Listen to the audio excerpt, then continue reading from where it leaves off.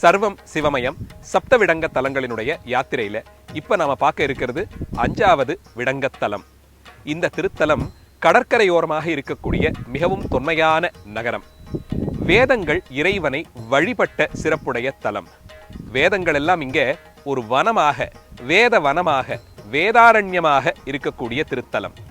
ஞானசம்பந்த பெருமான், அப்பர், சுந்தரர்னு 3 பேரும் தேவார பதிகங்கள் பாடிய திருமறைக்காட்டுல தான் இப்ப நாம இருக்கோம்.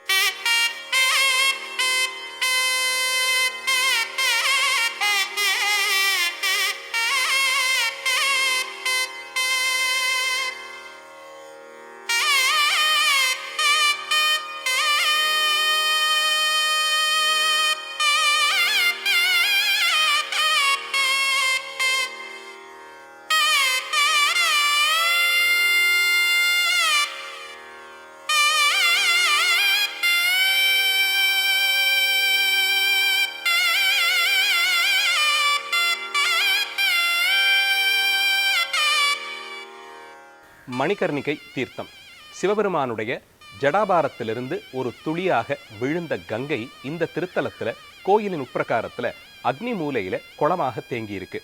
இந்த தீர்த்தம் காசியில் இருக்கக்கூடிய மணிகர்ணிகை கட்டத்தை விடவும் இன்னும் புனிதம் வாய்ந்ததாக கருதப்படுவதால காசி யாத்திரை வரைக்கும் செல்ல முடியாதவங்க இங்க வந்து இந்த தீர்த்தத்துல மூழ்கி மறைக்காட்டு ஈசரை வழிபட்டால் காசி யாத்திரை பலனை விடவும் 10 பதம் அதிகமாகவே கிடைக்கும்னு நம்பிக்கை இருக்கு.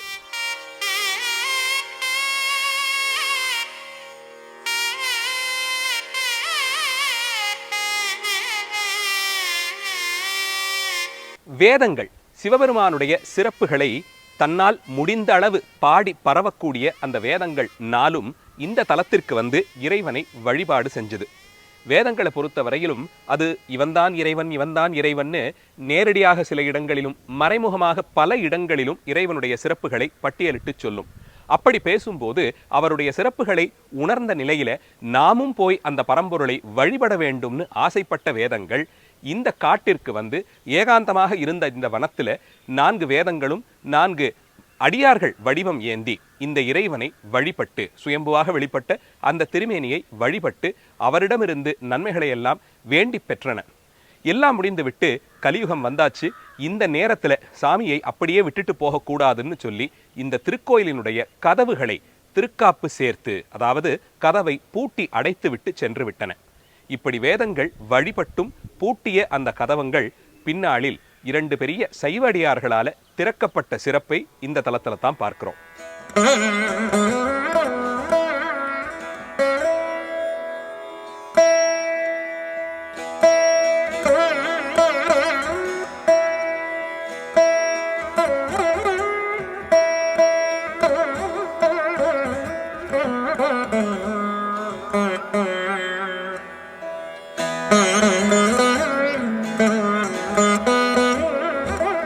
வேதங்கள் வழிபாடு செய்து முடிச்ச பிறகு அடைத்துவிட்டு சென்ற திருமறைக்காட்டினுடைய கதவங்கள் வேதங்கள் வழிபட்ட மறைக்காட்டு தலத்தினுடைய தனித்துவமாக விளங்கி வந்தது. பல ஆண்டுகள் கழித்து ஞானசம்பந்த பெருமானும் அப்பரடிகளும் இந்த பகுதிகளில் யாத்திரையாக வந்தாங்க. அப்படி அவர்கள் இருவரும் ஒரு சேர நடந்த அந்த யாத்திரையில இந்த தலத்திற்கு வந்தபோது பெரிய கதவங்கள் இருக்க அது பூட்டப்பட்ட நிலையில அதுக்கு பக்கத்துல சின்னதா ஒரு கதவை மக்களே ஏற்படுத்தி அது வழியா உள்ள போய் சுவாமி தரிசனம் பண்ணிட்டு வர விஷயத்தை கேள்விப்பட்டாங்க. சுவாமி இங்க மறைக்காட்டு ஈசர் அவர் முன்பாக இருக்கக்கூடிய ராஜகோபுர கதவங்கள் அடைத்திருக்கும் போது அதை திறக்க முயற்சிக்காமல் பக்கத்துல இப்படி சின்ன அளவுல புதுசா ஒரு கதவு செய்து அதன் வழியே உள்ளே சென்று வருவதை ஏற்க முடியாத நிலையில ஞானசம்பந்த பெருமானும் அப்பரடிகளும் சிந்தித்து இறைவனிடமே வேண்டி கேட்டு விடுவோம்னு சொல்லி சுவாமி கிட்ட பதிகமாக பாடி விண்ணப்பம் வைத்தாங்க. திருநாவுக்கரசரான அப்பர் பெருமான் முதல்ல ஒரு பதிகம் பாடுறார். பண்ணினேர் மொழியாள் உமை பங்கரோ மண்ணினார் வலம் செய் மறைக்காடரோ கண்ணினால் உமை காணன்னு வேண்டி இந்த திருக்கதவங்கள் திறக்கணும்னு பாடி அருளினார். 10 பாடல்கள் கொண்ட அந்த பதிகத்தை பாடி முடித்த போது அடைக்கப்பட்டிருந்த கதவங்கள் தானாக திறந்து மறைக்காட்டு ஈசருடைய தரிசனம் அங்க இருந்த எல்லா அடியார்களுக்கும் கிடைத்தது.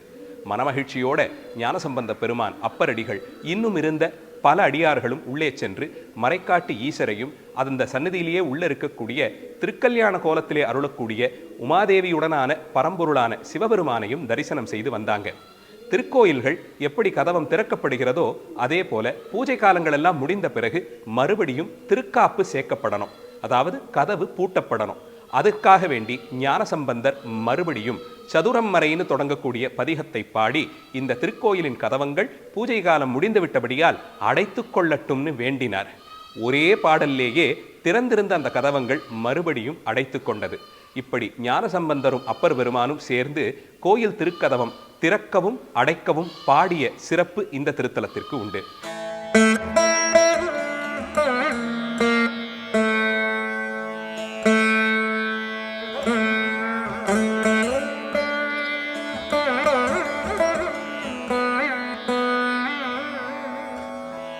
திருமால் எடுத்த 10 அவதாரங்கள்ல குள்ள வடிவமாக வாமனனாக வந்து மகாபலி சக்கரவர்த்தி கிட்ட 3 அடி நிலத்தை தனக்கு தானமாக தரணும்னு கேட்டு அதுல உலகத்தையும் வானத்தையும் 3வது அடியால மகாபலி சக்கரவர்த்தியையும் சேர்த்து அளந்து கொண்ட ஓங்கி உலகளந்த அந்த திருவிக்கிரமனாக நின்ற புராணம் எல்லாரும் கேள்விப்பட்டிருப்போம். இந்த தலத்துல தான் மகாபலி சக்கரவர்த்தி தன்னுடைய முற்பிறவியில ஒரு எலியாக வாழ்ந்து வந்தாராம். பொந்துல மறைந்து வாழக்கூடிய அந்த எலி இருட்டாக இருக்கக்கூடிய பகுதிகளில் போய் தனக்கான உணவை தேடிக்கொள்ளும் இல்லையா, அந்த மாதிரி தான் இந்த எலியும் ஒரு நாள் மறைக்காடுநாதர் அந்த சுவாமியினுடைய சன்னதிக்குள்ள ஓடி போச்சு. அங்க ஒரு சின்ன விளக்குல கொஞ்சம் நெய் தேங்கி இருந்தது. அந்த நெய்யை கொண்டு ஒரு தீபம் எரிந்து கொண்டு இருந்தது. சரி, விளக்குல இருக்கிற நெய்யை குடிக்கலாமேன்னு ஓடி சென்ற அந்த எலி தன்னுடைய மூக்கு நுனியால அந்த விளக்கை போய் தட்டி விட, அந்த தட்டின வேகத்துல அணைய கிடந்த அந்த திரி கொஞ்சம் தூண்டி விடப்பட உடனடியாக அந்த ஜோதி அந்த கர்ப்பகிரகத்தை பிரகாசப்படுத்தியதாம். அணைய இருந்த ஒரு விளக்கை, அதுவும் சிவாலயத்துல கருவறையில அணைய இருந்த ஒரு விளக்கை தூண்டிவிட்டு அந்த கர்ப்பகிரகத்திற்கு வெளிச்சம் பாய்ச்சிய அந்த புண்ணியத்தால எல்லா உலகங்களையும் ஆளக்கூடிய சக்கரவர்த்தியாக அந்த எலிக்கு அடுத்த பிறவி கிடைத்ததுன்னும், அதே சிவபுண்ணியத்தினால திருமாலினுடைய பாதங்களை தன் தலையில் தாங்கக்கூடிய பெருமையும் கிடைத்ததுன்னு சொல்லப்படுகிறது. தெரியாமல் செய்த ஒரு சிவபுண்ணியத்திற்கே மறைக்காட்டு ஈசர் அந்த எலிக்கு எல்லா உலகங்களையும் ஆளும் சக்கரவர்த்தி பட்டம் கொடுத்தார். இவருடைய கருணையைத்தான் என்னன்னு சொல்றது.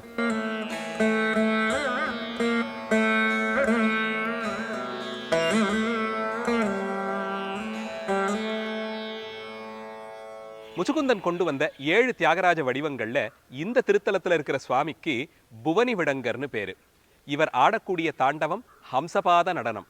அன்னங்கள் அழகா தன்னுடைய காலடியை மெதுவா பக்கத்துல எடுத்து வச்சு நடக்குமே, அதே மாதிரி இவரும் மெதுவாக ஒரு திருவடியா எடுத்து அளந்தளந்து நடந்து அந்த தூரத்தை கடப்பார். அப்படி ஆடக்கூடிய அந்த ஹம்சபாத நடனத்தை இந்த தலத்துல சுவாமி அடியார்களுக்கு ஆடி காண்பிக்கிறார். ரத்னங்களால் இழைக்கப்பட்ட சிம்மாசனத்துல ஞானவாள் வீரவாளோடு சேர்த்து எழுந்தருளி இருக்கக்கூடிய தியாகராஜ பெருமான் இங்கே மறைக்காட்டு ஈசருடைய சன்னதிக்கு பக்கத்து சன்னதியில எழுந்தருளி இருக்கார்.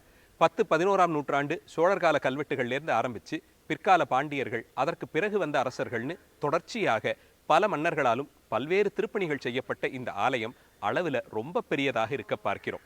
ஓங்கி உயர்ந்த மதில் சுவர், எல்லா பக்கங்களிலும் கோபுரங்களோடு கூடிய நுழைவு வாயில், உள்ளே நுழைந்து வந்து இவ்வளவு அகலமான பிரகாரங்களை எல்லாம் வலமாக வந்து கருவறைக்கு போய் நின்றோம் என்றால் அங்கே சுவாமி மறைக்காட்டு ஈசர் லிங்க வடிவமாகவும், அவருக்கு பின்புறத்துல கல்யாண கோலத்துல சுவாமியும் அம்மனும் காட்சி தரக்கூடிய சிறப்பையும் பார்க்கிறோம். சிவாலயங்கள்ல எப்பயுமே கருவறையில லிங்கமூர்த்தத்தை தான் நாம பார்க்க முடியும். ரொம்ப சில கோயில்கள்ல மட்டும்தான் சுவாமி தன்னுடைய ஜடாபாரத்தோடு திருமுகத்துல நெற்றிக் கண்ணோடு திருமேனி எல்லாம் திருநீரு தரித்து அம்பிகை பக்கத்துல நிற்க காட்சி தருவார். அப்படி இருக்கக்கூடிய கல்யாண காட்சி தந்த தலங்கள்ல ஒன்று திருமறைக்காடு. யாருக்காக இந்த திருக்கல்யாண கோலம்? கைலாயத்துல நடந்த திருக்கல்யாணத்துல கலந்து கொள்ள முடியாமல் அகத்தியர் தெற்கு நோக்கி வரார் இல்லையா, அப்படி அவர் பொதிகைமலைக்கு போகக்கூடிய வழியில பல தலங்கள்லையும் சுவாமியை வழிபட்டு நினைத்த போதெல்லாம் அவருக்கு கல்யாண காட்சி கிடைச்சதே. அப்படி ஒரு இடம்தான் வேதாரண்யமாகிற இந்த மறைக்காடு. இதே கடற்கரை ஓரமாக நடந்து போனோம்னா கொஞ்ச தூரத்தில் இருக்கக்கூடிய அகத்தியான் பள்ளிங்கிற தலத்துல தங்கி இருந்து சிவபூஜை செய்து இந்த தலத்திற்கு வந்து கல்யாண காட்சி கண்டாராம் அகத்தியர்.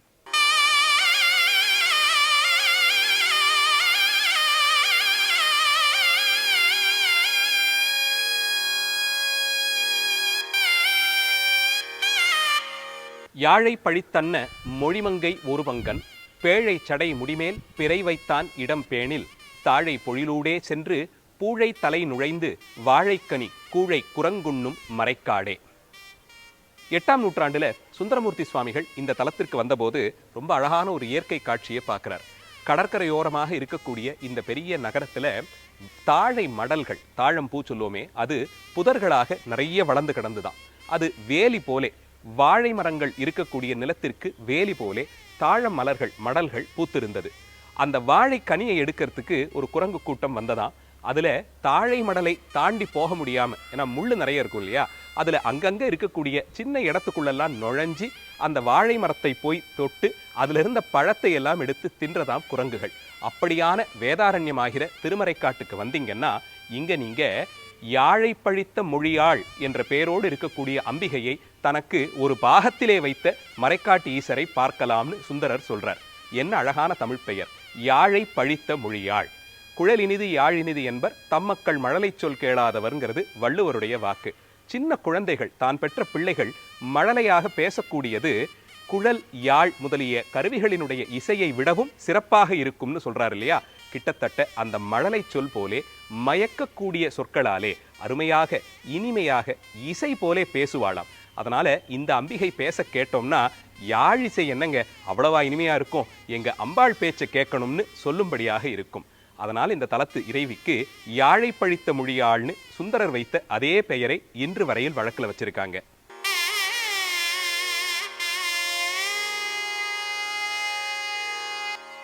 மகாபலி சக்கரவர்த்தி தன்னுடைய முற்பிறவியில இந்த கோயில் வளாகத்துல ஒரு எலியாக வாழ்ந்தார். அப்படி அவர் வாழ்ந்த காலத்துல சுவாமி சன்னதியில அணைய இருந்த விளக்கை தூண்டிவிட்டு அதன் மூலமாக சக்கரவர்த்தியான கதையை சொன்னோம் இல்லையா. அதை தொடர்ந்து இந்த தலத்துல விளக்குகள் தனிச்சிறப்பு பெறுது. எப்படி திருவாரூருக்கு தேர் அழகோ, திருவிடைமருதூருக்கு வீதிகள் அழகோ, அந்த வரிசையில வேதாரண்யமாகிற திருமறைக்காட்டிற்கு விளக்கு அழகு. சுவாமி சன்னதி வாசல்ல இருந்து ஒவ்வொரு பிரகாரமாக, ஒவ்வொரு மண்டபமாக கடந்து முன்னேற முன்னேற வரிசையாக ஆர்ச் மாதிரி வடிவத்துல விளக்குகளை, பித்தளை விளக்குகளை அந்த பிரபையில பொருத்தி ஏத்தி இருப்பாங்க. அது எல்லாத்தையும் ஏத்தி வச்சுட்டு வெளியிலிருந்து சுவாமியை தரிசனம் பண்ணும்போது ஜெகஜோதிம்போமே அந்த சொல்லுக்கான இலக்கணம் மாதிரி இருக்கும். அவ்வளவு நேர்த்தியாக வரிசை வரிசையாக சரவிளக்குகள், ஒரு 10-12 விளக்குகள் எரிய, அது எல்லாவற்றையும் கடந்து எல்லா விளக்கிற்கும் விளக்கப் பொருளாயிருக்கக்கூடிய இறைவன் உள்ளுக்குள்ள ஆனந்தமயமான அந்த லிங்க வடிவமாக காட்சி தருவார். சதுரம் மறைதான் துதி செய்து வணங்கும் மதுரம் பொழில் சூழ் மறைக்காட்டுரை மைந்தா மறைக்காட்டுரை மைந்தா இது நன்கு இறை வைத்து அருள் செய்க எனக்கு உன் கதவம் திருக்காப்பு கொள்ளும் கருத்தா